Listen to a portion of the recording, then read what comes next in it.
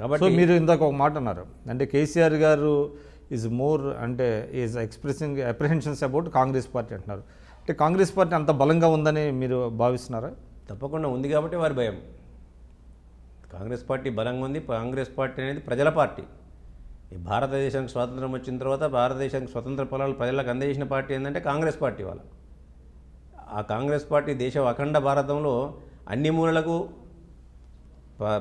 భారతదేశ స్వతంత్ర పరిమాణాలను పంపించింది. కానీ అప్పటి పార్టీ వేరు, ఇప్పుడు పార్టీ వేరు. ఇప్పుడు పార్టీలో బహునాయకత్వం ఉండి కాంగ్రెస్ పార్టీలు వితింది, ఎస్పెషల్లీ తెలంగాణ రాష్ట్రంలో చూసినట్లయితే అందరూ నాయకులు, వాళ్ళ ఎవరి మధ్య సయోధ్య లేదు. అంటే ప్రభుత్వ వైఫల్యాలు ఉన్నప్పటికీ కూడా దాన్ని తగినంతగా ప్రజల్లోకి తీసుకెళ్లేటువంటి నాయకత్వం లోపించింది కాంగ్రెస్లో అనేటువంటి భావన ప్రజల్లో కానివ్వండి, మేధావుల్లో కానివ్వండి, అందరిలో ఉన్నది. అది దాని మీద ఏమైనా కాంగ్రెస్లో చర్చ జరుగుతున్నదా?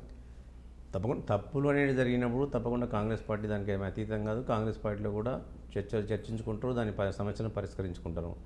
ఇలా కాంగ్రెస్ పార్టీలో ఏకస్వామ్య పార్టీ కాదు, ఇది ఏక వ్యక్తి పార్టీ కాదు. ఇది కాంగ్రెస్ పార్టీ, ఇది నేషనల్ పార్టీ. ఇలా ఇక్కడ ఉన్న రీజనల్ పార్టీల ద్వారా ఏమవుతుందండి, ప్రజాస్వామ్యం కూని అవుతుంది. రీజనల్ పార్టీల ద్వారా రీజనల్ పార్టీలు రీజనల్ సమస్యల కొరకు ఎంత ఇంపార్టెంటో భారత ప్రజాస్వామ్యానికి అంత ముప్పు రీజనల్ పార్టీల ద్వారా. ఎందుకంటే ఇవన్నీ కూడా ఏకస్వామ్యం.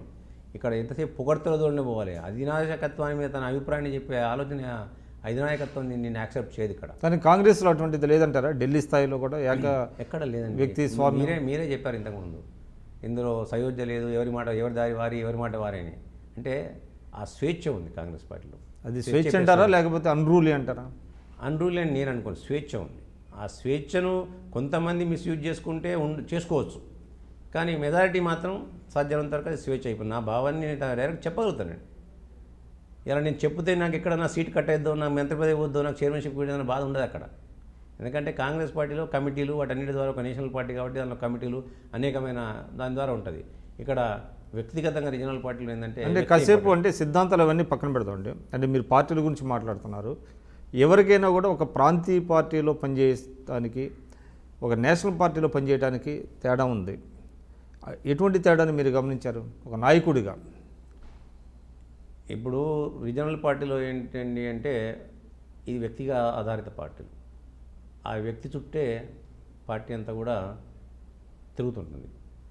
ఆ వ్యక్తికి నీవు నచ్చితే నువ్వు అందరం ఎక్కుతావు, ఆ వ్యక్తికి నచ్చాలనుకుంటే నువ్వు నా పాతాళం పోతావు. కానీ నేషనల్ పార్టీలో కానీ కాంగ్రెస్ పార్టీలో అట్లా ఉన్న సిస్టమ్. ఆ వ్యక్తులతో పాటు అతని యొక్క మంచి గుణాలు, అతనికి ప్రజల్లో బలం ఉందా, ఇవన్నీ కూడా ఎంక్వైరీ చేసిన తర్వాత ఇవ్వడం జరుగుతుంది ఇక్కడ. ఎందుకంటే మీరు ఎన్టీ రామారావుని చూసుకున్నారు, అన్నింటిని చూసినారు. ఎన్టీ రామారావుని చూసినారు, తర్వాత ఇలా చంద్రశేఖరరావు గారిని చూస్తున్నారు. ఏకస్వామ్యం అనేకమైన రీజనల్ పార్టీస్ ఉన్నాయి.